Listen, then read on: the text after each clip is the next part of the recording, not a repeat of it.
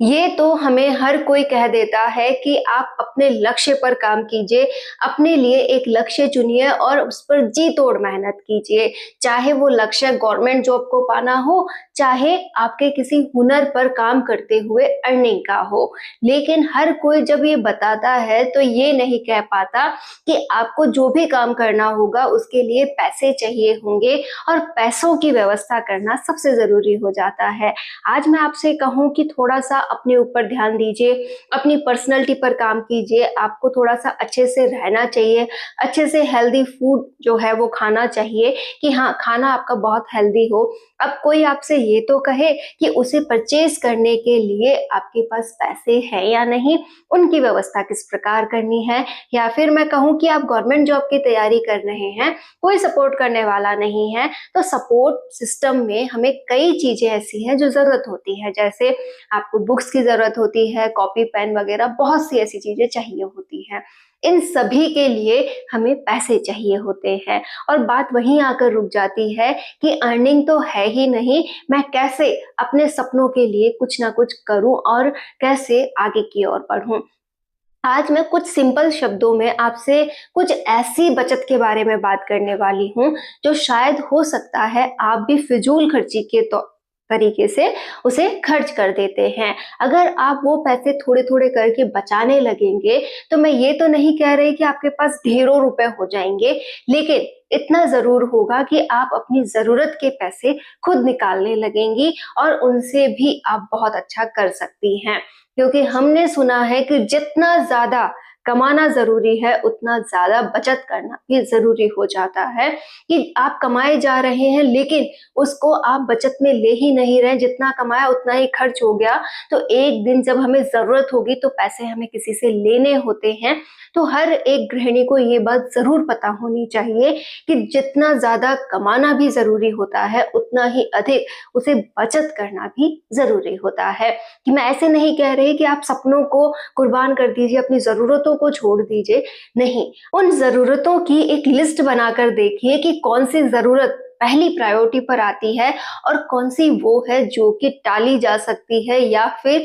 ये अभी ज़रूरत में नहीं है, या फिर मैं कहूँ कि ये मैंने बेवजह ही जोड़ दी है। आज हम इन बिंदुओं को समझते हैं। पहला ही बिंदु निकल कर आता है कि कई बार हम ऐसे ही बैठे हैं, फ़ोन चला रहे हैं, हमने अमेज़न खोला है, फ्लिपकार्ट खोला है, मीशो खोला है और हम चीज़ों को देखे जा रहे हैं कि मुझे ये परचेज़ करना है, मुझे ये मेकअप आइटम परचेज़ करना है, अपने बच्चों के लिए मुझे ये ले लेना चाहिए। और यहाँ तक कि हम जाने-अनजाने पता नहीं कौन-कौन से प्रोडक्ट जो हो सकता है हमारी लिस्ट में थे ही नहीं, हो सकता है हमें उनकी ज़रूरत ही नहीं थी और फिर भी हमने वहाँ से परचेज़ कर लिए। हम सोचते हैं 100 डेढ़ ₹100 में क्या ही हो जाएगा। लेकिन आप ही बताइए, किसी भी प्रकार का बेवजह का गैजेट जो आपके बच्चे यूज़ ही नहीं करना जानते या फिर उन्हें उसका मतलब नहीं पता, वो 2 दिन उससे खेलेंगे और फिर उसका कुछ भी यूज़ नहीं होने वाला, या फिर आपने अपने लिए कोई ऐसी ही कोई भी चीज़ जो कि आपको लगता था कि उस समय पसंद आई हो और आपने ले ली हो, जबकि आपको पता है कि दूर-दूर तक ये मेरे अभी कहीं काम नहीं आने वाली। तो हमें हमेशा वो चीज़ें परचेज़ करनी चाहिए जो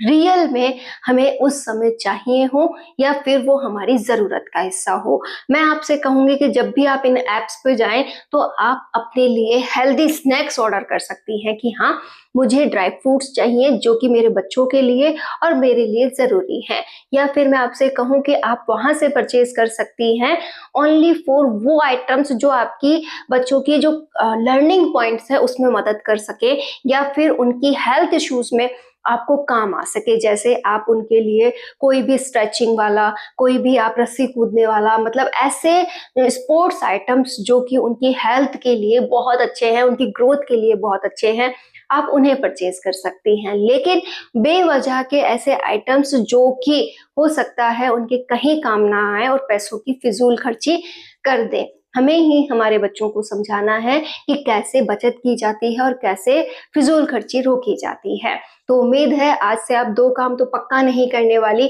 बेवजह के मेकअप आइटम्स नहीं खरीदेंगी, बेवजह की ज्वेलरी नहीं खरीदेंगी, बेवजह के कपड़े नहीं खरीदेंगी, क्योंकि हमारे पास ढेरों कपड़े होते हैं लेकिन हम उनकी कद्र नहीं जानते, उन्हें ढंग से कैरी करना नहीं जानते और कहते फिरते हैं कि बस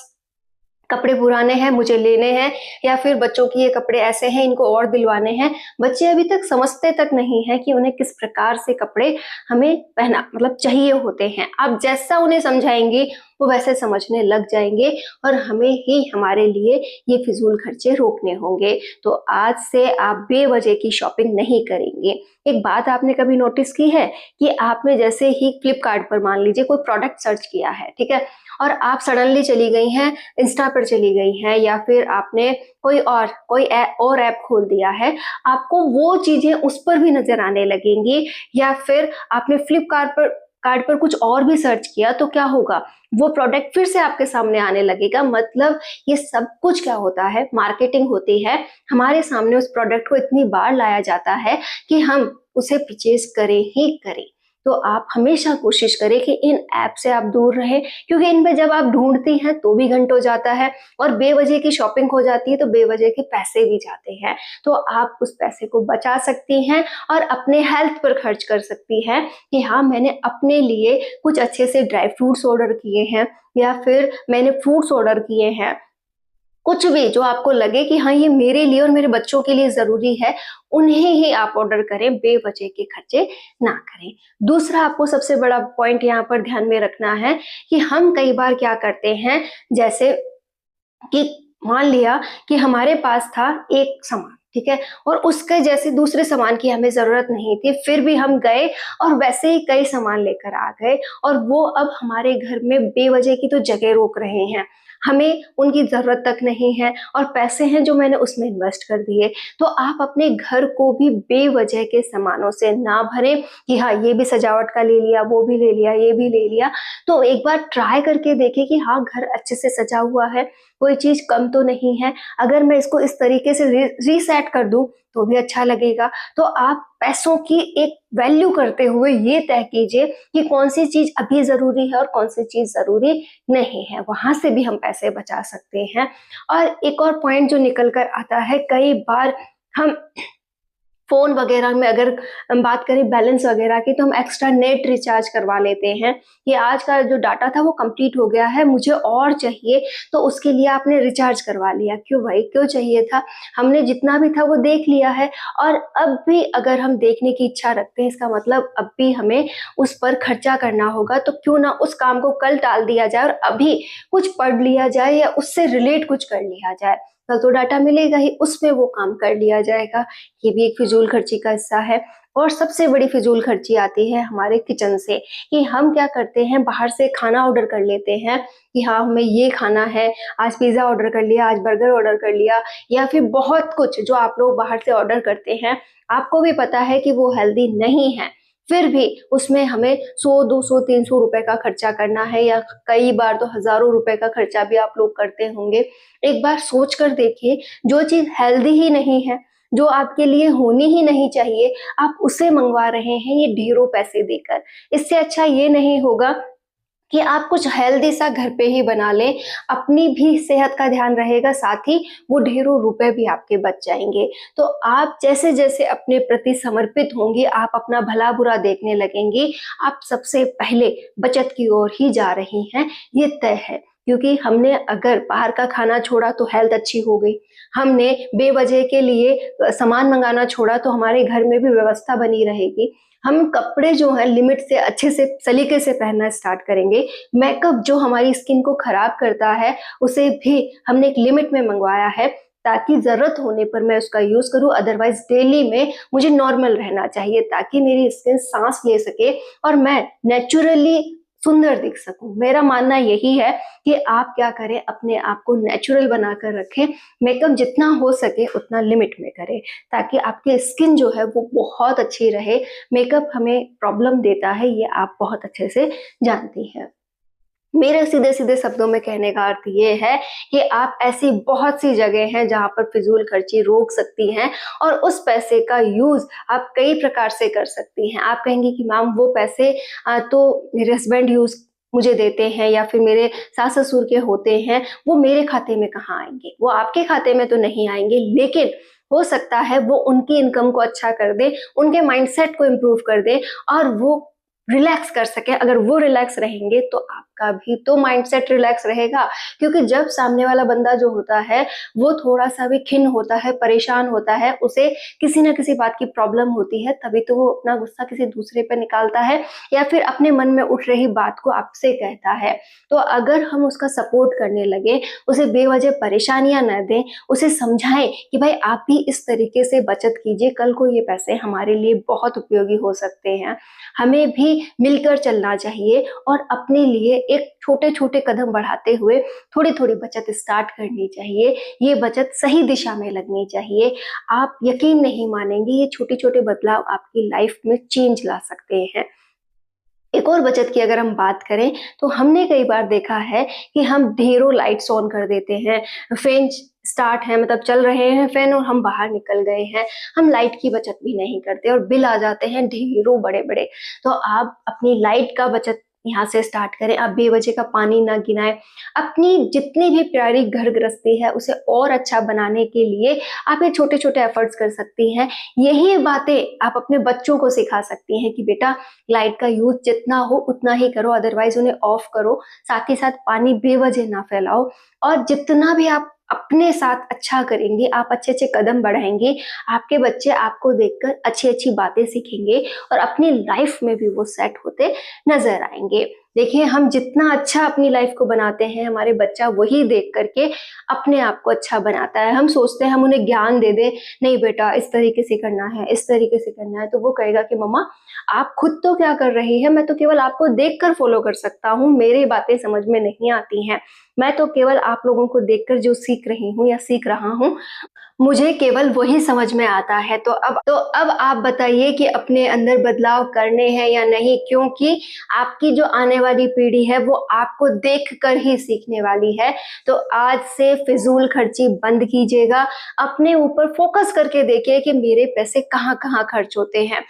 तो आज से ये बात जरूर सोचकर देखिएगा कि आप कहाँ कहाँ फिजूल खर्ची कर रहे हैं। एक बात जरूर आपसे कहना चाहूंगी, आप में से भी अधिकतर महिलाएं हैं जो कि अपनी बचत करती है कि यहाँ से पैसे बचाए, यहाँ से बचाए, और आज मेरे पास 500 रुपए हो गए, आज मेरे पास 1000 रुपए हो गए हैं और ये 2000 रुपए भी हो गए, मतलब सेविंग थोड़ी थोड़ी कर करके अपने पास पैसे रखती है। फिर जब बात सेविंग की आती है, हाँ भाई मेरे पास पैसे पैसे पैसे, फिर उसके बाद क्या करती है कि जैसे ही कुछ अच्छा मन में आता है, हाँ मुझे एक साड़ी खरीद लेनी चाहिए, हाँ मुझे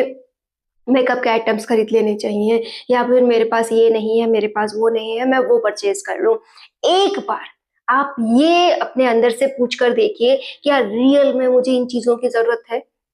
आई थिंक आप सभी के पास ऑलरेडी बहुत कुछ ऐसा होगा जो कि आप यूज कर सकती हैं उस जगह पर। केवल हम दुनिया को दिखाने के लिए ही ऐसी चीजें परचेज कर लेते हैं जहां हमारे ढेरों पैसे खर्च हो जाते हैं, और दुनिया देखकर हमें कहती क्या है, कुछ नहीं कहती। इससे अच्छा ये है कि हम अपनी खुशी ढूंढें, अपने पैसों की सेविंग करें, और हो सकता है उन पैसों से आप बहुत कुछ खरीद सकती हो। मैं आपकी इच्छाएं मारने वाली बात नहीं कह रही हूँ, मैं आपसे केवल इतना कह रही हूँ कि एक बार अपने आप को फिर से इस बात पे विचार करवाया कीजिए कि क्या मैं इनके बिना भी अच्छे से अपने आप को रिप्रेजेंट कर पाऊंगी, कर पाएंगे, क्यों नहीं। क्योंकि यहाँ पर हम केवल और केवल माइंड नॉलेज देखते हैं कि बंदे ने किस तरीके से जो भी कपड़े थे उन्हें रिसेट करके पहना, किस तरीके से अपने आप को रिप्रेजेंट किया, कितना कॉन्फिडेंस है उसमें, वो सब कुछ देखा जाता है, न कि ये कि आपने किस प्रकार का नया कपड़ा पहना है और उसे इस तरीके से किया है।